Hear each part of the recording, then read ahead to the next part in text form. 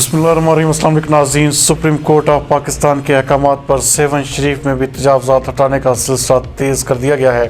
ہمارے نمائندہ خصوصی وقار علی ملا کے مطابق منچھر جھیل سے نکلنے والی تمام شاخوں سمیت دریائے سندھ پر قبضہ مافیا کو لاؤڈ سپیکر کے ذریعے وارننگز بھی جاری کی جا رہی ہیں۔ لال باغ کے قریب چھنڈنوا پر انتظامیہ نے کارروائی کرتے ہوئے سینکڑوں ایکڑ مربع زمین کو خالی کروا لیا ہے۔ اسسٹنٹ کمشنر سہون عبدالرحیم قریشی کا کہنا ہے کہ سپریم کورٹ آف پاکستان کے احکامات پر عمل درآمد ہر صورت میں کیا جائے گا۔ ان کا کہنا تھا کہ پہلے مرحلے میں لال باغ کے قریب کارروائی کا آغاز کیا گیا ہے۔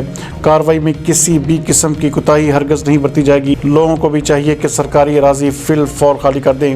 کارروائی میں پولیس، مقامی انتظامیہ، محکمہ آب پاشی سمیت ضلعی اینٹی انکروچمنٹ فورسز کے عملداروں نے بھی حصہ لیا۔